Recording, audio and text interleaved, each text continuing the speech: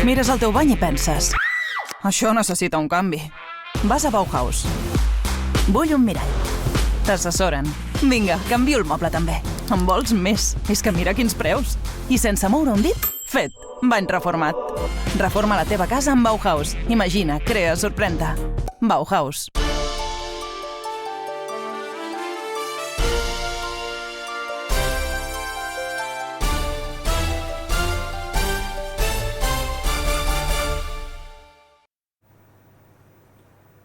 Bona nit i benvinguts a l'entrevista a Televisió de Girona. És època d'estiu i a tots ens agrada anar a la platja, gaudir del mar, però també és molt important cuidar-lo. És molt important i avui per això parlarem d'un tema relacionat. El litoral gironí es troba en greu estat d'amenaça, tal com assegura l'associació SOS Costa Brava, que és una federació ecologista que agrupa més de 25 entitats. Per parlar-ne tenim amb nosaltres el seu portaveu, en Jordi Cruz. Benvingut, Jordi. Què tal? Bones. Gràcies per estar aquí amb nosaltres. Com està la Costa Brava? Quin és l'estat del litoral gironí?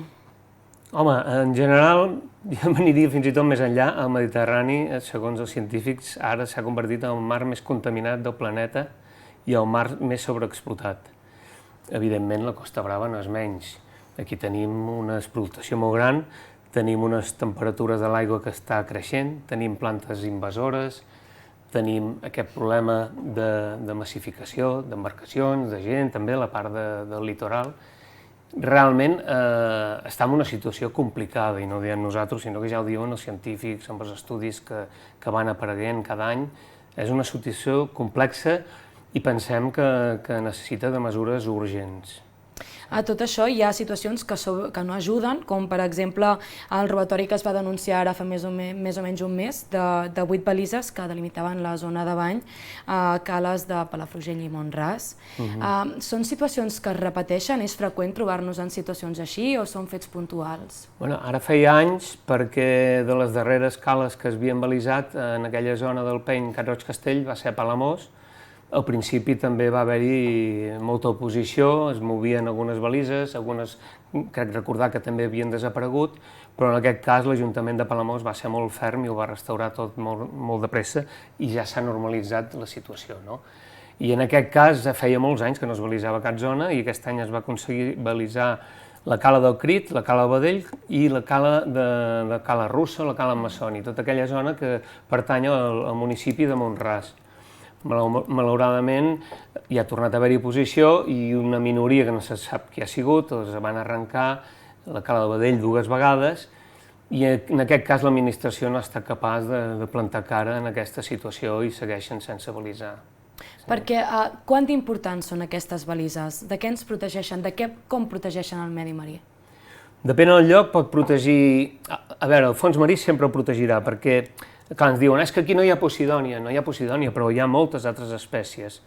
Hi ha, per exemple, molts de peixos, hi ha molts de mol·luscs, hi ha altres tipus d'algues que també s'han de protegir.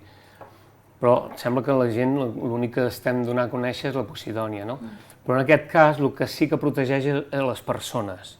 A les persones hi ha altres activitats que són més sostenibles i que pensem que són les que s'han de promoure i se'ls ha de donar una mica d'espai, no? Com a terra que fem carrils bici, vies verdes, per posar una mica d'ordre a la gran massificació de cotxes, doncs en aquest cas la situació ha arribat a un límit que cal també emprendre unes mesures semblants. Cada vegada hi ha més gent que fan natació a mar obert, pàdel, caiac, o això que deia la natació, l'esnòrquel. I aquestes activitats no es poden fer en altres zones, s'han de fer en els primers metres arran de costa, per seguretat i perquè són profundes i són molt transparents. I clar, en canvi les embarcacions sí que poden recular 20, 30, 40 metres, que al fi cap és el que havien fet a la cala del Badell, recular uns 30 metres, però sembla que no és així. És una petició de SOS Costa Brava, que les platges totes més o menys estiguin balisades. Hi ha algunes que podrien prescindir o com ho veieu vosaltres? Pensem que el problema ve una mica de la normativa de costes, que és tema de l'Estat, perquè la llei de costes estableix dues zones de bany. Unes que són les balisades, que aquestes les coneixem tots, les que tenen aquestes boies, però curiosament, com que no es pot balisar tota la costa precisament, seria molt costós i segurament molt lleig, doncs estableix una segona zona de bany que són no balisades. I aquí hi ha una distància imaginària que va de 200 metres de qualsevol cala, sigui de sorra o de pedra, i 50 metres de les roques. Però nosaltres, per exemple, entenem que aquí, si és zona de bany, no s'hi hauria de fondejar, però a la normativa no hi posa la paraula fondeig. Pensem que hi ha una mena de buit legal, que potser és una mica per on s'hauria de resoldre part del problema. Clar, és que ara ho parlaves, no? Quina és aquesta normativa? Perquè això afecta al medi marí, però també a les persones, com dèiem. La normativa, realment, això ara ens ha passat segurament a tots, està fent snorkel que passi una barca per allà al costat. Això no és legal? Ho és? En unes platges sí i altres no? Sí, la veritat és que la normativa, l'altre dia com anàvem en barca, ens passaven unes barques molt ràpides al costat, fent moltes onades, vam veure motos d'aigua passant pel costat de pàdels i de caiacs, i sembla que la normativa no estableix les distàncies de prudència, no? Per exemple, si t'estàs banyant en aquestes zones, bueno, ho tenim gravat, a més, a les zones que no estan balisades s'hi junten tantes embarcacions que la gent pràcticament només es pot banyar al costat de l'embarcació. Quan passa una barca està passant a 1 metre de la gent. Sí que passa 3 nusos, però és que 3 nusos li talles la cama o li obres el cap a una persona, la pots matar 3 nusos, perquè els motors tenen potència per fer mal. I s'està passant a tocar de la gent. Per tant, no hi ha una normativa que... Si hi hagués una normativa que mantingués una distància de 40-50 metres, evidentment ja no hi haurien ni barques allà, perquè hi hauria la gent banyant-se i les barques haurien d'estar fora. La normativa pensem que està obsoleta, que no ha previst el que està passant, totes aquestes problemàtiques, tots aquests usos alternatius més sostenibles que s'estan desenvolupant, i pensem que això s'ha de posar al dia. Clar, és que ara ho parlàvem, aquest augment d'embarcacions, no? Que ara ja n'hi havia d'embarcacions, sempre n'hi ha hagut, però sembla que ara s'ha massificat. Totalment. O sigui, vam llegir l'altre dia, crec que un diari local, posava que des del 2000, les dues primeres dècades, del 2000 al 2020-2024, van passar d'unes 13-14.000 embarcacions a 33.000 embarcacions al litoral català. D'aquestes, la meitat estan a la Costa Brava, però és que d'aquestes n'hi ha 5 o 6.000 entre Palamós i Begur. I això suposa una pressió grandiosa. Pensa que només surten una petita quantitat. Si sortissin totes alhora seria impossible de gestionar-ho. És un problema. I després, el que dèiem, l'impacte sobre les fanerògames. Clar, perquè m'explicaves abans que cap de setmana, de fet, heu sortit a fer un fondeig per veure com està l'estat d'aquestes... de les fanerògames, sí. Tenim unes imatges que, de fet, ara ensenyarem als nostres espectadors i que podem anar comentant, de fet. Ara, no sé si ens pots explicar on està Terabat. Això és la badia del Golfet. Aquesta badia, vaig comptar, prop de 150 embarcacions. Estava saturat. Encara hi havia gent que anava entrant i es volia col·locar més endavant. Aquí, tot aquest arc que fa la badia, penseu, hi ha un prat de fanerògames molt important. En el mig hi havia la Cimonodea nodosa, que pràcticament ha desaparegut, per desgràcia, però encara queda la Posidònia oceànica, que es veuen aquestes imatges, i van anar a gravar, perquè sembla que les denúncies i les imatges aèries no serveix de res, si no ens fiquem a sota aigua sembla que la realitat és una altra, i aquí veiem com les cadenes... La veritat és que ens va fer molta pena gravar aquestes imatges, perquè, sabent el que passa com els recullen. Quan recullen les cadenes, claven cap a baix i van arrossegant fins que va agafant feixos de Posidònia, com podeu veure, em van trobar, però estava ple de feixos trencats. Això és molt greu perquè penseu que és una espècie que està superprotegida des de finals dels 90, per convenis, per normatives internacionals, normatives nacionals, normatives locals. Està protegida aquesta espècie, les fanerògames. De fet, està prohibit fondejar a sobre, però la normativa està feta d'una manera que no es pot sancionar ni res. I en casos així, què feu des de SOS Costa Brava? Què demaneu? Quina és la solució a tot això? La solució és una normativa realment efectiva, no tríptics informatius i aquestes coses que hem vist fa 15 anys es va fer i no va funcionar, perquè ha anat a pitjor. Des de fa 15 anys ha anat a pitjor, perquè el 2014 es va aprovar una normativa que afavoria que es pogués portar les embarcacions sense títol. Això és molt greu, això és molt greu. I el que volem és una normativa, en primer lloc, el més urgent ara per ara és protegir les fanerògames.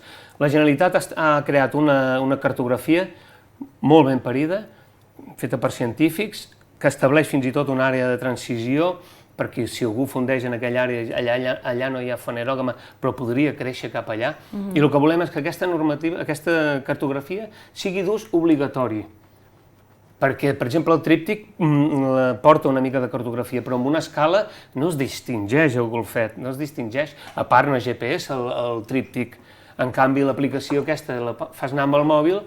Nosaltres l'altre dia, per fondejar el golfet, la vam fer servir i vam fondejar fora del bosc de fanerògames i, desgraciadament, com ens vam girar, vam veure que la majoria d'embarcacions estaven ben bé sobre.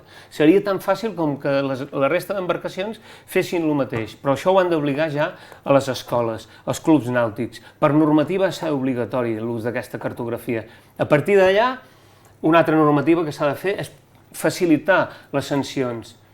Perquè ara, si tu fondeges sobre la Posidònia, si no demostren que has arrencat, que li has fet mal, no te poden sancionar. I és però si moltes vegades quan pugen l'àncora la Posidònia ja es desenganxa i cau, no es poden ficar càmeres submarines ni submarinistes, allà gent rurals amb bombones, és absurd. Llavors, Menorca el que ha fet ha sigut un decret per tal de poder sancionar des del primer moment que tu fondeges en una zona que està cartografiada o que està senyalitzada, a partir d'allà ja et poden sancionar. Després, segons el mal que faci, si ho poden demostrar, que a vegades és complexa, la sanció puja, però ja a partir d'un mínim. S'ha de partir d'un mínim. Pensem que al final, per desgràcia, és l'única manera de conscienciar i d'educar la gent. Clar, és que no sé si teniu la sensació que potser és més la desconeixença o simplement que no... la poca consciència. Pensem que és de poca consciència o desconeixença. Fa molts anys que es parla d'aquesta espècie que està protegida, la importància, sobretot a tots els mitjans d'arreu del món, la gent que li agrada el mar, qui és que no coneix la Posidònia? No coneixerà les cistoceires o altres algues o altres espècies, però la Posidònia ho coneix.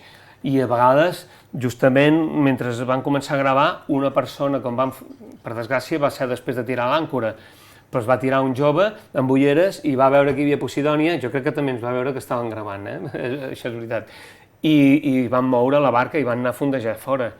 A vegades és tan fàcil com tirar-te i veure amb les ulleres, però a vegades la mar no està prou neta, està més tèrbola, està més moguda o hi ha més fondària, perquè pensa que poden arribar fins als 30-40 metres les fanerògames. Per tant, és l'eina més senzilla, més fàcil que es podria fer de cara a l'any que ve, és que aquesta eina, aquesta cartografia i l'aplicació sigui d'ús obligatori i a partir d'allà poder sancionar. Perquè que l'estat, mal estat d'aquestes fanerògames també implica moltes altres coses a l'ecosistema marí, com deies, hi ha molts peixos, molts animals que també viuen gràcies a això. Això també comportarà unes conseqüències per nosaltres, que llavors sembla que només pensem en nosaltres, no? I al cap i a la fi, això, el que estem fent malament, comportarà unes conseqüències que també ens afectarà a les persones. Clar, nosaltres, com ens alterem i com tenim aquesta intensitat, és perquè ens basem en dades científiques, sabem quina és la importància d'aquesta espècie, sabem la quantitat d'altres espècies que hi viuen, que hi crien, que s'hi alimenten. Moltes d'aquestes són espècies d'interès comercial, d'interès pesquer. Vol dir que també ens hi va la seguretat alimentària. Ara que a terra també s'estan perdent collites i que cada vegada serà més problemàtic el tema de l'agricultura, tenim aquí un comodí que si ho cuidem ens pot subministrar aliments. O sigui, s'anomena també l'Amazones del Mediterrani per la quantitat de CO2 que pot absorbir, més la quantitat d'oxigen que pot emetre. Després també ens trobem que si hi ha fanerògames hi ha espècies exòtiques que és més difícil que es puguin expandir. Quan és una zona que ha sigut arrasada, com ara passa al Cap de Creus, hi ha altres espècies, com ara també s'estan trobant, la caulerpa, que és una espècie exòtica, que a mesura que s'està escalfant el mar, que ja hem arribat gairebé als 30 graus, cada vegada tindrem més espècies exòtiques. Com més bé tinguem els nostres ecosistemes, més resilient serà, més podrem lluitar contra l'escalfament climàtic, contra la seguretat alimentària i contra aquestes espècies exòtiques. Serà complicat, perquè és un tren que porta una inèrcia que no es pot aturar ara mateix. Però per això calen mesures urgents, no calen mesures a llarg, ni a mig termini. Bueno, d'aquí 3 o 4 anys ara farem un estudi. És que som la generació amb més estudis, més informació, més tecnologia, que veurem com està desapareixent les nostres espècies de manera molt massiva. No sé si teniu detectats alguns punts de la costa que estiguin millor o pitjors que altres, que puguis comentar també per prendre consciència d'això. Sí, mira, curiosament, a la badia de Calella, on hi ha els camps de boies, amb els morts, els blocs de ciment que aguanten les cadenes, allà on fondegen les embarcacions, allà es protegeix, les fanerògames s'han protegit més, perquè allà és una zona on a vegades entraven les embarcacions d'arrossegament que han fet molt mal a les fanerògames, també a la pesca arrossegament, però ja amb unes profunditats una mica superiors, no aquestes de 10 fins a 20 metres, sinó una mica superiors. I aquí, clar, com que no podien entrar, aquí va haver-hi un problema que van denunciar des de Salvem el Crit fa molts anys, que és que no s'estaven posant bé les cadenes, i les cadenes arrossegaven i també ho havien fet molt malament. Arrel de moltes denúncies i també d'imatges submarines que van tenir que agafar, un reportatge, finalment es van ficar uns boiarins que valien 5 euros i penjaven les cadenes i ja no arrossegaven. Clar, allò ha permès que es vagin recuperant. Encara hi ha mesures que han de prendre, però hi ha aquestes zones. A darrere, per exemple, hi ha una zona, a darrere del port de Llafranc, hi ha una zona preciosa amb un bosc de fanerògames amb una llargada molt important. Per desgràcia no està senyalitzat i hem vist gent que també hi fondeja. On n'hi ha una molt important també, que l'altre dia quan sortien de la badia de Palamós, és pràcticament tota la badia. Hi ha un prat de fanerògames molt maques, comença amb una de Posidònia i segueix amb una de Cimonodea nodosa, però per desgràcia també s'hi està fondejant i està al costat de Capitania. Allà hi passen els Mossos i estan tirant les àncores a sobre. Clar, què està passant? No sé què està passant, per què aquesta permissivitat? I a altra banda, ja heu vist també zones on hi havia i ara ja no n'hi ha, lamentablement. Per desgràcia, sí. O sigui, això, per exemple, ha passat a Cap de Creus.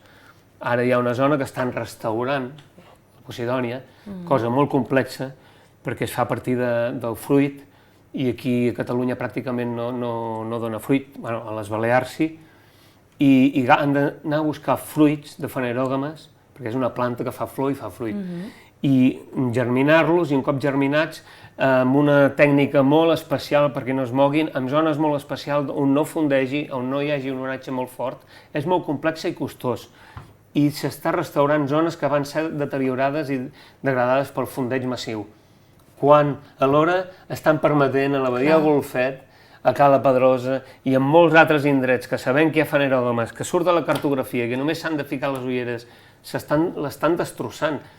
O sigui, és molt més efectiu protegir-la ara que replantar-la, perquè guanyem protegint-la, perquè és molt lent, la seva recuperació és molt lenta i amb el mar cada vegada més calent, més lenta encara. No sé si hi ha accions que puguem fer els ciutadans normals i corrents, per dir-ho d'una manera, per ajudar a protegir aquest entorn marí perquè no arribem a situacions com el Cap de Creus, que veiem desapareixent aquesta gran i important espècie. Clar, si sabeu que la gent que sàpiga que hi ha un fons o que s'està fondejant sobre fanerògames, el seu és obtenir imatges, perquè sense imatges està clar que la cosa no funciona, i amb imatges veurem la repercussió que tindrà. Si truques, es pot trucar al 112, però si no estan senyalitzades no poden sancionar. Fins i tot ens han arribat a dir que si no fan mal, si no es demostra que s'ha fet mal, per això dèiem d'aquest decret de Menorca, com ho saps si ha fet mal? Si hem vist àncores com són a dalt plenes de fanerògama, però poder ja estava arrencada també, poder no l'han arrencat ells, o poder com han pujat l'àncora ha caigut. Pensem que els ciutadans han de col·laborar més amb els grups, amb els activistes, amb els grups ecologistes, s'han d'interessar molt més per el nostre medi ambient, pels nostres ecosistemes marins i terrestres. Ens hi hem d'implicar més, perquè és que ens hi va la supervivència a tots, no és algo que sigui exclusiu d'ecologistes o biòlegs i prou. Vull dir que, a part que és una zona de lleure i que ens ho passem bé, ens dona uns beneficis mentals, físics, ens aporta aliment, són molts els beneficis. Hem de mostrar tots una mica més d'interès per això i ser més crítics i més actius. Molt bé, doncs amb aquesta afirmació tanquem l'entrevista. Moltíssimes gràcies, Jordi, per haver vingut a conscienciar-nos d'aquesta problemàtica tan important. Moltíssimes gràcies. Només volia dir una cosa referent a això, Sí, que tenim un correu electrònic, que és medimarí@soscostabrava.cat, que allà si hi ha alguna cosa que ens volen preguntar o imatges... Molt bé, doncs moltíssimes gràcies, Jordi. A vosaltres, moltes gràcies. Merci. I a vostès moltes gràcies per l'atenció una nit més. Tornem demà amb més entrevistes. Que passin una bona nit.